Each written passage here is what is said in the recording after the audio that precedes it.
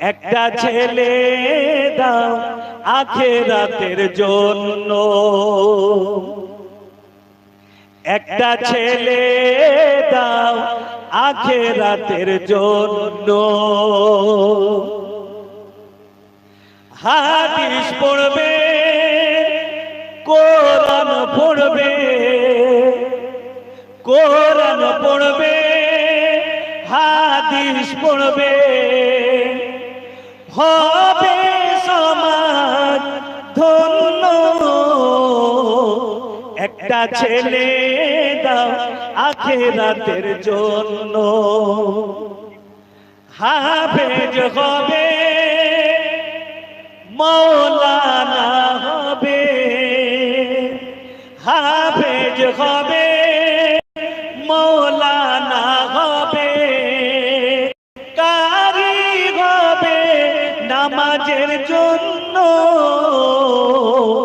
একটা ছেলে দাও আখিরাতের জন্য, একটা ছেলে দাও আখিরাতের জন্য।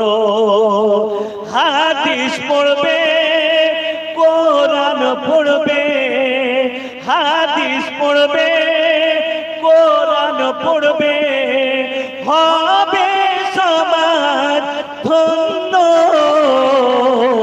একটা ছেলে দাও আখিরাতের জন্য, একটা ছেলে দাও আখিরাতের জন্য। আল্লাহুম্মা দোয়া চাইবে, নাজাত পাইবে, দোয়া চাইবে, নাজাত পাইবে, কবরবাসীরা হবে ধন্য।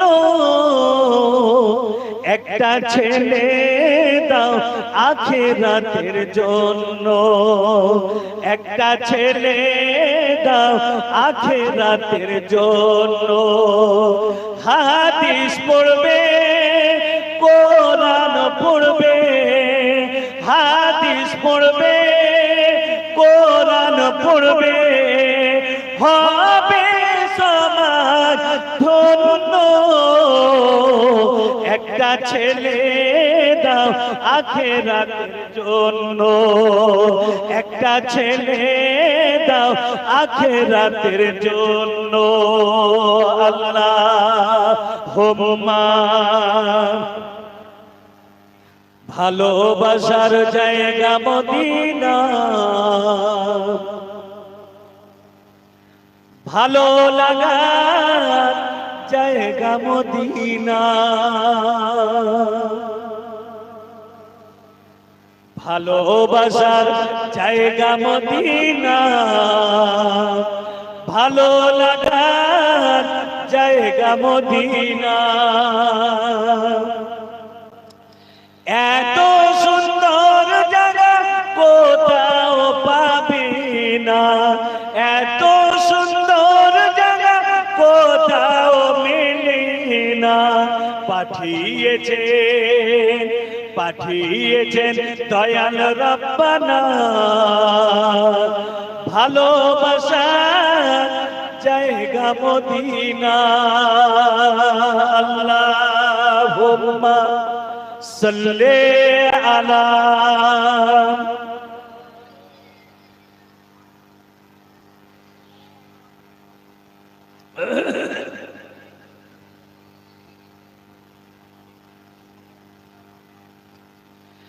একদিন মরণ হবে কেউ তো যাবে না, একদিন মরণ হবে কেউ তো যাবে না। যাবেন শুধু শাহে মদিনা,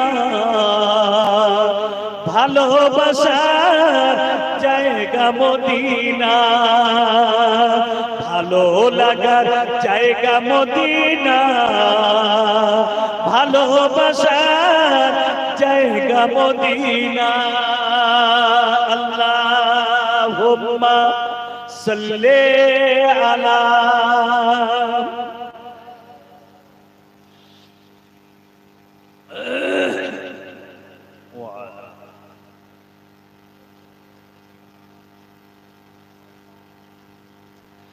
যতই দরুদ পড়ি তৃপ্তি মেটে না, যতই দরুদ পড়ি তৃপ্তি মেটে না।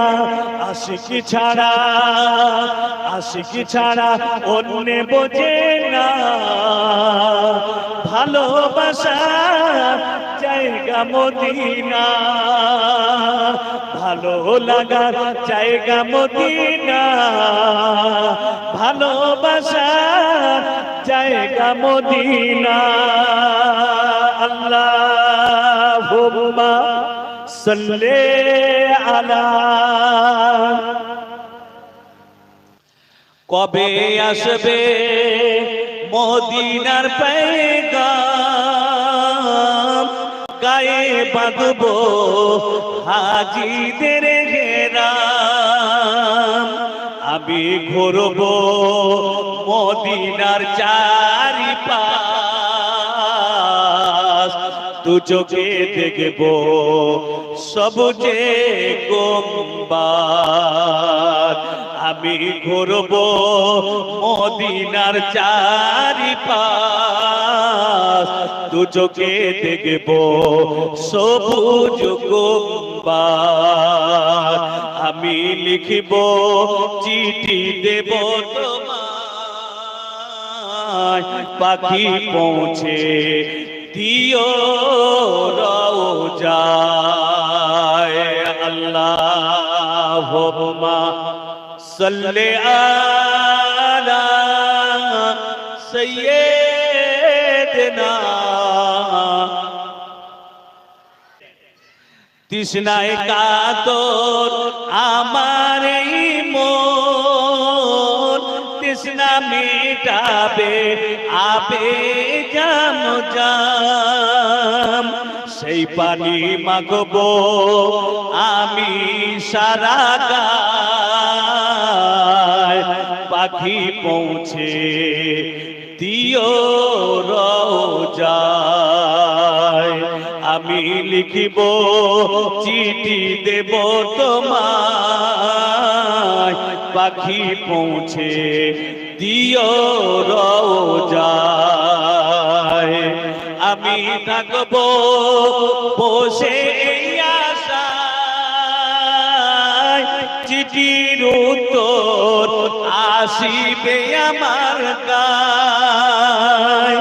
আমি থাকবো বসে এই আশায়, চিঠির উত্তর আসিবে আমার গায়। আমি ঘুরবো মদিনার চারিপাশ, দু চোখে দেখবো সবুজে গম্বাদ। আমি লিখিব চিঠি দেব তোমায়, পাখি পৌঁছে দিও রওজায়। আল্লাহুম্মা সাল্লি আলা সাইয়্যিদিনা মাওলানা মুহাম্মদ ওয়া আলা আলি।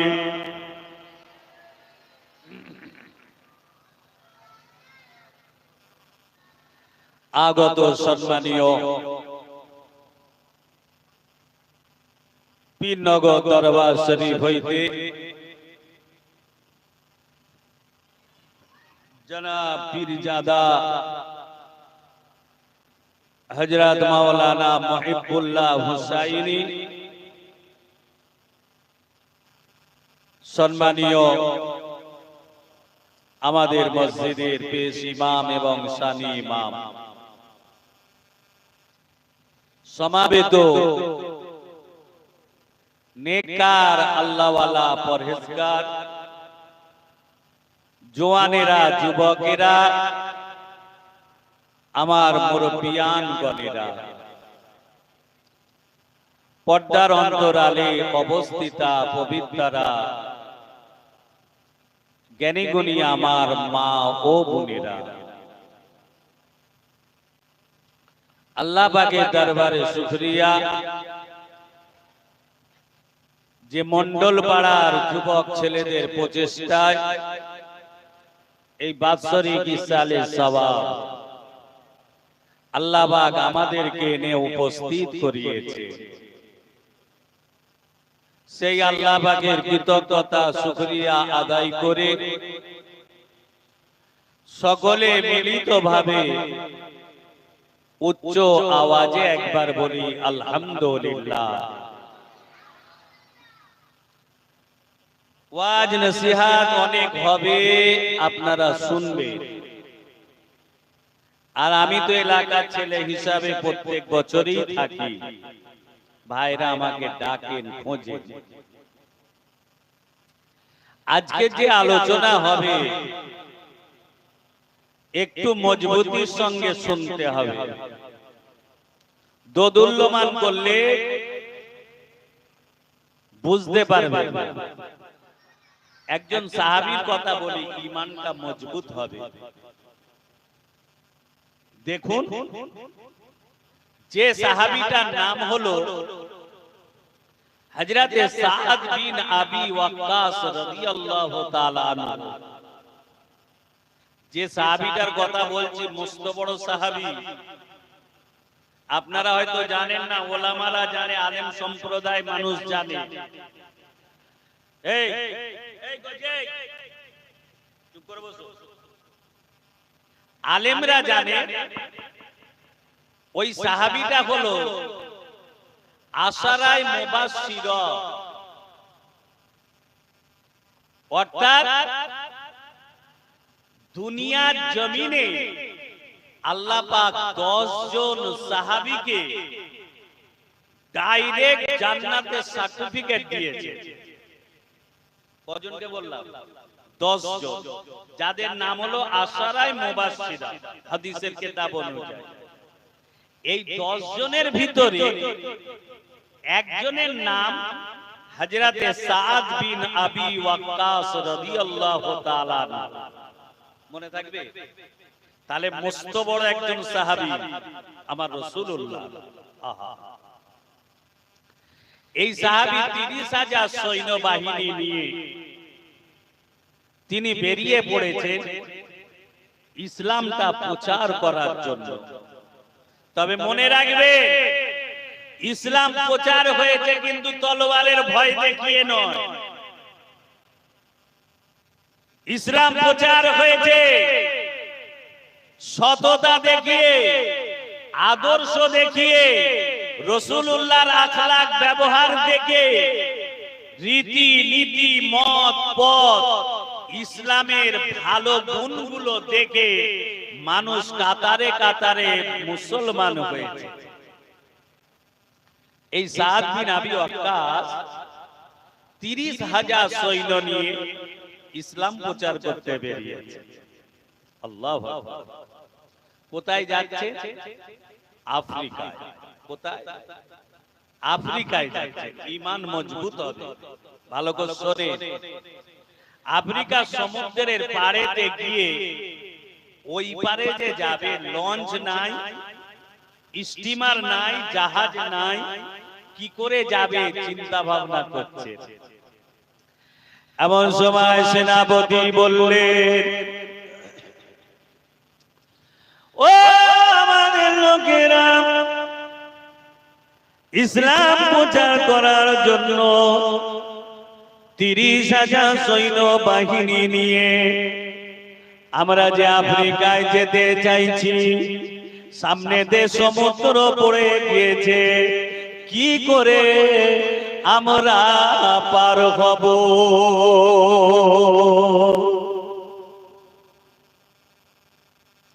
আল্লাহর নবী সাহাবী হযরতে সাদ বিন আবি ওয়াক্কাস বলেছিলেন, চিন্তা করো না, যে আল্লাহর উপরে ভরসা করি, যে আল্লাহর উপরে ঈমান রেখে ইসলাম প্রচার করার জন্য আমরা আফ্রিকায় পৌঁছাতে চাই, ওই আল্লাহ পাক আমাদের সঙ্গে তিনি আছেন। নিশ্চয় আল্লাহ পাক আমাদের ফায়সালা করে দেবে।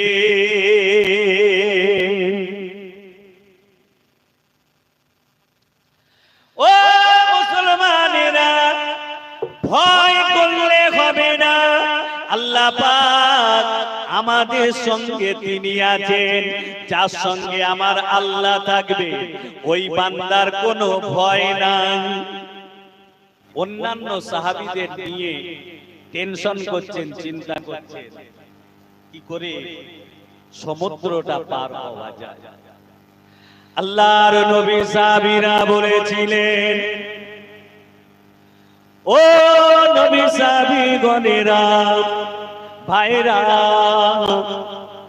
যদি আমরা আফ্রিকায় যেতে না চাই তাহলে চলো আমরা জীবনটাকে বাঁচিয়ে নিয়ে মদিনা শরীফে ফেরত যাই। ওই সময় ইমানদার মুসলমানরা বলেছিলেন, ও ভাইজান, ও আমাদের সেনাপতি, আমাদের যদি ছেলেরা এতিম হয়ে যায়, আমাদের বিবিরা যদি বিধবা হয়ে যায়, আমাদের বাপ মা যদি তারা সন্তান হারা হয়ে যায়, তথাপি আমরা আফ্রিকায় ইসলামটাকে নিয়ে যাব, কোনো মতে মদিনা শরীফে ফেরত যাব না। জোরে বলে। সেনাপতি বলছেন, তবে চলো চলে যাই। বলছে না, যাব না, এটা আমাদের ঈমানি দায়িত্ব। ইসলাম নিয়ে যখন বেরিয়েছি, এটা আমাদের ঈমানের দায়িত্ব, চলো যাব আমরা। কিছুক্ষণ পরে সেনাপতি বলেছিলেন, ও নবী সাহাবীরা, ও আমার সাথী ভাইরা, সমুদ্র পার হয়ে গিয়েছো, চলো চলো, আমি একবার তোমাদেরকে দেখতে চাই। সমুদ্রের উপর দিয়ে ডুবে ডুবে ডুবে ডুবে আল্লাহ পাক আমাদের সমুদ্র পার করলে আমি একটু দেখতে চাই তোমাদের শরীরের কার কতটা জায়গা ভিজে আছে, একটুখানি তোমাদের শরীরটা আমাকে দেখাও। আল্লাহর নবী সাহাবীরা কাতারে কাতারে কাতারে কাতারে দাঁড়িয়ে পড়লেন। সেনাপতি ওই সময় লক্ষ্য করতে লাগলো আল্লাহর নবী সাহাবীদের সমুদ্র পার হয়েছে, লঙ্গ নাই, স্টিমার নাই, লঞ্চ নাই, জাহাজ নাই। আল্লাহর নবী সাহাবীরা সমুদ্রের উপর দিয়ে আফ্রিকা শহরে গিয়ে পৌঁছে গিয়েছে। পৌঁছাবার সাথে সাথে আল্লাহর নবী সাহাবীরা লক্ষ্য করলেন কারোর শরীরে কোনো জায়গা ভিজে ছিল না। কারো শরীরে এতটুকু জায়গা ভিজে নাই। পার করালো কে? একটু বলুন। ঝাঁপ দিতে বলেছিলেন, ঝাঁপ দিয়ে দাও। সমুদ্র পার করাবেন আল্লাহ পাক। ঈমানওয়ালা আছে বললে হবে না, এর প্রমাণ দেখাতে হবে। আছে আমাদের ঈমানের নূর, জ্যোতি, আলো কমে গেছে, এরপরে আরো কমবে। এটা তো আমার নবীর বাণী, মিথ্যে হবার নয়। হিন্দুস্তানের জমিনে একটা যুদ্ধ হবে, যে যুদ্ধটার নাম হলো গাজওয়ায়ে হিন্দ। গাজওয়াতুল হিন্দ, হিন্দুস্তানে একটা যুদ্ধ হবে। আমার নবী বলে গেছে। কোথায়? হিন্দুস্তানে। আগে নবী বলেছে হতেও পারে নাও পারে, না কি বলে? হতেই হবে। সেই যুদ্ধের কথা কি বলেছেন জানেন? আল্লাহ। ঈমানওয়ালা এখনো সচেতন নয়।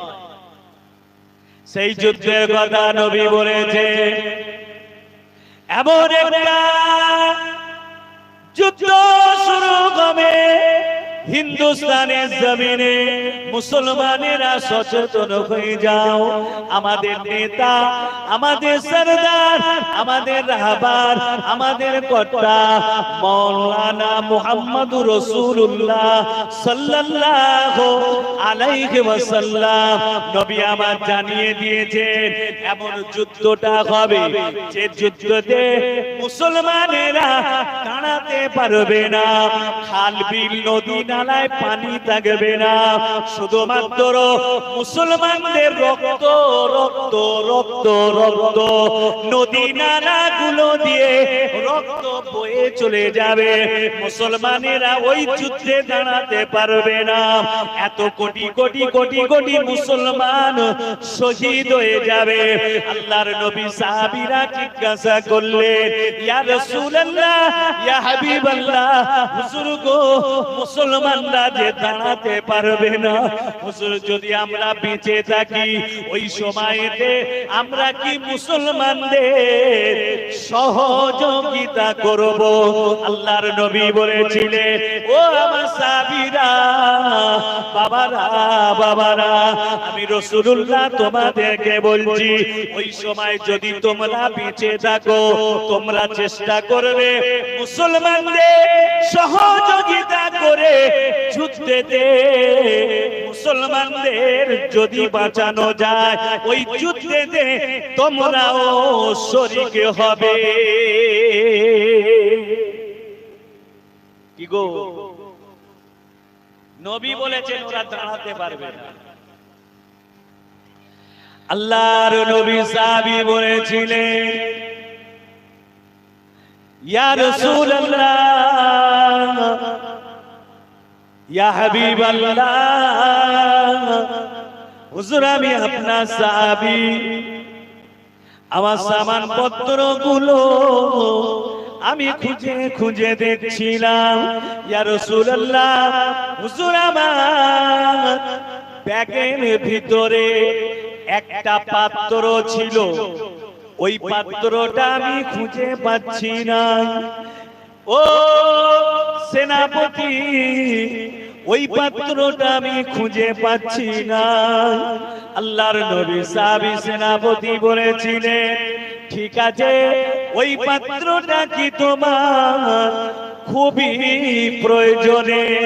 ওই সময় সাহাবী বলেছিলেন, ও ভাই সেনাপতি, আমার পাত্রটা এত দরকারি পাত্র, যখন আমি নামাজ পড়ার দরকার হয় ওই পাত্রটা দিয়ে আমি ওযু করতে থাকি, যখন আমার বিছানায় ঘুমাবার দরকার হয় ওই পাত্রটা মাথায় দিয়ে পালিশ করে ঘুমাতে থাকি। ও সেনাপতি, ওই পাত্রটা আমার খুব দরকারি পাত্র। আল্লাহর নবী সাহাবী বলেছিলেন, ও নবী সাহাবী, ধৈর্য ধরো, সবর করো, যে আল্লাহর ভরসা করে মদিনা শরীফ ছেড়ে আফ্রিকায় আমরা যাচ্ছি, ওই আল্লাহর উপরে ভরসা করো, নিশ্চয়ই আল্লাহ পাক আমাদের সঙ্গে আছেন। ও নবী সাহাবী রে, আল্লাহ পাক তোমার পাত্রটা এখনই তোমাকে ফেরত দিয়ে দেবে। কি গো, পাবে না পাবে না? সকলে বলে আল্লাহ আছে যার, ভয় নেই কোনো তার। কি গো, ঈমান আছে যার, ভয় নেই কোনো তার। আফ্রিকার বাদশা বললেন, চলো তোমরা চলে যাও, এখানে থাকতে দেবো না। আল্লাহর নবী সাহাবী হযরতে সাদ বিন আবি ওয়াক্কাস, হুজুর আমার সঙ্গী সাথীদেরকে বললেন, ও আমাদের সঙ্গী সাথীরা, চলো দেরি করব না, আফ্রিকার মানুষেরা আমাদেরকে মারা ষড়যন্ত্র করছে। ও নবী সাহাবীরা, আফ্রিকার বাদশাহ আমাদের কথা বলতে দেবে না, চলো আমরা আফ্রিকা শহর ছেড়ে দেব। এই শহরটাকে ছেড়ে দিয়ে জঙ্গলের ভিতরে আমরা চলে যাব। আল্লাহর নবী সাহাবী হযরতে সাদ বিন আবি ওয়াক্কাসের নেতৃত্বে সমস্ত কাফেলাটা জঙ্গলের ভিতরে চলে গেল। আফ্রিকার মানুষেরা দেখতে লাগলেন মুসলমানেরা কত বোকা, মুসলমানেরা কত বোকা, জঙ্গলের ভিতরে যাচ্ছে, জঙ্গলের ভিতরে হিংস্র বাঘ ভল্লুকেরা আছে, না জানি হয়তো মুসলমানদেরকে জঙ্গলে খেয়ে ফেলবে। আল্লাহর নবী সাহাবী হযরতে সাদ বিন আবি ওয়াক্কাস বলেছিলেন, ও মুসলমানেরা চলো আমরা শহরে গ্রামে থাকবো না, আমরা জঙ্গলে চলে যাব, বাঘ ভল্লুকের সঙ্গে থাকবো, তবে সেটা বটে কিন্তু আমরা মানুষের সঙ্গে থাকবো না।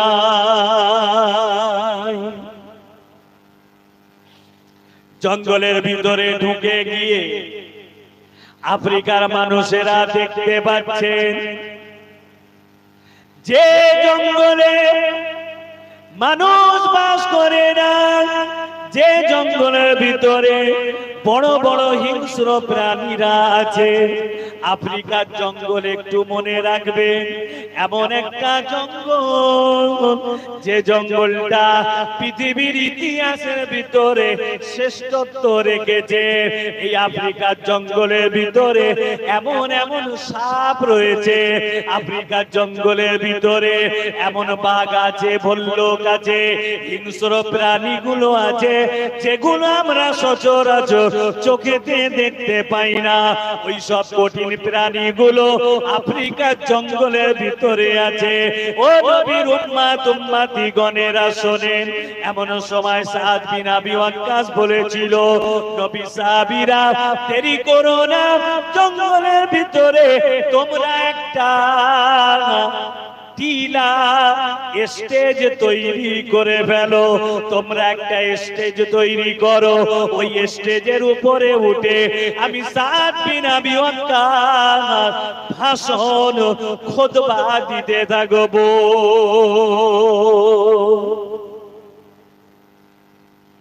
মুসলমানদের জায়গা হয়েছে জঙ্গলে, কোনো পরোয়া নেই, আল্লাহ আমাদের সাথে আছে। কি গো, মুসলমান জঙ্গলে ঢুকে পড়লো,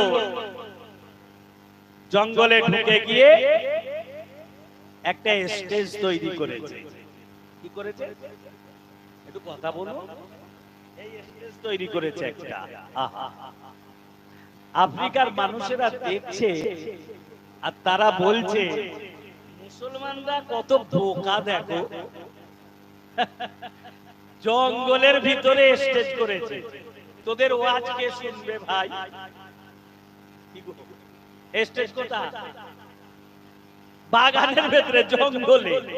আফ্রিকার মানুষরা ঠাট্টা করছে, হাসছে, বলছে মুসলমানরা কত বোকা দেখো, জঙ্গলের ভিতরে স্টেজ করেছে, তোদের কথা কে শুনবে? সাদ বিন আবি ওয়াক্কাস বলছে কোনো কথা নয়, স্টেজ তৈরি হয়ে গেল। আল্লাহু আকবার। ইমানদার মুসলমান খোদা বলা হলে হবে না, আল্লাহর দিকে ফিরে আসতে হবে। স্টেজেই না তৈরি হয়ে গেল, ওই স্টেজের উপরে আল্লাহর নবী সাহাবী হযরতে সাদ বিন আবি ওয়াক্কাস স্টেজের উপরে দাঁড়িয়ে পড়লেন। স্টেজের উপরে দাঁড়িয়ে পড়ে চিৎকার করে আওয়াজ দিলে, ও জঙ্গলের বাঘ ভল্লুকেরা, জঙ্গলের হিংস্র প্রাণী গণেরা, আমাদেরকে আফ্রিকার মানুষ থাকতে দিল না, শহরে গ্রামের ভিতরে আমাদেরকে থাকার জায়গা দিল না। ও জঙ্গলের বাঘ ভল্লুকেরা, আমরা জঙ্গলের ভিতরে জায়গা পেয়েছি, খবরদার আমরা হলাম মুহাম্মাদুর রাসূলুল্লাহর সঙ্গী সাথীরা। জোরে বলে, আরো জোরে। এই বাঘ ভল্লুকেরা, খবরদার আমরা জঙ্গলের ভিতরে থাকবো। আমি সেনাপতি সাদ বিন আবি ওয়াক্কাস, আমি তোমাদের হুকুম দিলাম, দেরি নয়, তাড়াতাড়ি করো, জঙ্গলের ভিতর থেকে জঙ্গল ছেড়ে দিয়ে তোমরা সকলে পালিয়ে যাও। জোরে বলবেন না? ওই মানি হালত কথা জোরে বলে। রাসূলের সাহাবী তিনি বলছেন বেরিয়ে যাও, এই খালি করো জঙ্গল, বাঘ ভাল্লুকেরা তোমরা সব বেরিয়ে যাও, আমরা জঙ্গলে থাকবো। ঈমানওয়ালা শুনুন, রাসূলের সাহাবীর আওয়াজটা প্রত্যেক বাঘ ভাল্লুকের কানে কানে পৌঁছে গেল। পৌঁছে দিলেনটা কে একটু জোরে বলবেন? সবাই মিলে বলেন, আমার আল্লাহ পাক সমস্ত প্রাণীদের কানে পৌঁছে দিলে, আর তাদেরকে আমার আল্লাহ হুকুম করলেন জঙ্গল ছেড়ে দে। বড় বড় হিংস্র প্রাণীগুলো জঙ্গল ছেড়ে সব বেরিয়ে যাচ্ছে। আমার নবী পাকের সাহাবীদের মধুস্মৃত বাণী, মধুমাখানো কথা আফ্রিকার মানুষেরা ঠেলে ফেলতে পারল না। ঈমানে কলেমা পড়ে আমার নবীকে সত্য জেনে, ইসলামকে সত্য মেনে, আল্লাহকে বিশ্বাস করে কলেমা পড়ে মুসলমান হয়ে গেল। জোরে বলুন। আজও সেই জন্য আফ্রিকাতে আল্লাহ বলার, আল্লাহ ডাকার লোক আছে না? না আছে। একদিন মুসা আলাইহিস সালাম আল্লাহকে বলছেন, আল্লাহ আমি মুসা, আমি যদি খোদা হতাম, আল্লাহ হতাম, আর আল্লাহ তুমি যদি মুসা হতে, আল্লাহ তুমি আমার কাছে কি দোয়া চাইতে? ভালো করে প্রশ্নটা বুঝবে। মুসা নবী বলছেন, আল্লাহ আমি নবী মুসা, আমি যদি খোদা হতাম আর তুমি যদি মুসা হতে, আল্লাহ তুমি আমার কাছে কি দোয়া চাইতে? আল্লাহ পাক ওই সময় বলেছিলেন, ও নবী মুসা, তুমি যদি খোদা হতে, আমি আল্লাহ যদি মুসা হতাম, আমি তোমার কাছে চাইতাম, ও আল্লাহ পাক আমার শরীরটাকে তুমি ভালো রাখো। জোরে বলবেন না? আমি সর্বপ্রথম এই দোয়া চাইতাম, আল্লাহ তুমি আমার শরীরকে ভালো রাখো। আল্লাহ নিজে বলছেন, আগে আল্লাহ শরীর ভালো মন্দ আছে, কিন্তু আল্লাহ বলছেন মুসা তুমি যদি খোদা হতে, আমি আল্লাহ হতাম, আমি এই দোয়া চেয়ে নিতাম, আমি বলতাম আল্লাহ আমার শরীরটাকে তুমি ভালো রাখো। জান ভালো যার, সারা জাহান ভালো। তাই তো নাকি গো? জান ভালো না থাকলে, শরীর ভালো না থাকলে নামাজ পড়তেও ভালো লাগবে না। কি গো লাগবে? কোন ইবাদত, কোন কাজ কাম আপনি কিছুই করতে পারবেন না। শরীর ভালো যার, সব ভালো তার, সব কিছুতেই তার ভালো লাগবে। কিন্তু আমরা এর দিকে লক্ষ্য রাখি না। মস্ত বড় একটা নিয়ামত, তা সংক্ষেপের দিকে যাব। ভাইজান এসে যাবে, তার আগে আমি বলছিলাম একটা পুরাতন সুরে নতুন গজল গাইব তো নাকি? আমি গিয়ে শেষ করে নি, একটু ছোট করে সালাম করব, তার মধ্যে ভাইজান এসে যাবে। কেন অন্য সাবজেক্ট ধরলে বলতে গেলে সময় লেগে যাবে। একদিন একে পড়ি মক্কা শহরে, পুটলি পালায় নবীজির ডরে। ওগো আসছিলেন মোর দয়ার নবী, আসছিলেন মোর নূরের নবী, সেই পথ ধরে একদিন এক পড়ি মক্কা শহরে, পুটলি নিয়ে পালায় নবীজির ডরে।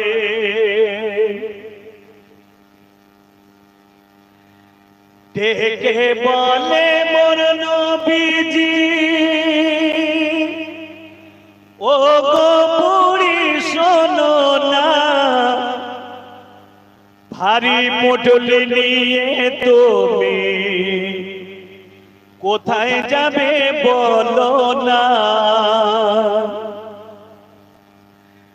ডেকে বলে মোর নবীজি, ও বুড়ি শোনো না, ভারী পুটলি নিয়ে তুমি কোথায় যাবে বলো না। কার ভয়েতে যাচ্ছ তুমি মক্কা শহর ছেড়ে, একটুখানি বলো বুড়ি আমার হুজুরে। ওগো পৌঁছে দেব, ওগো পৌঁছে দেব, পুটলি তোমার যাবে যত দূরে। একদিন এক বুড়ি মক্কা শহরে,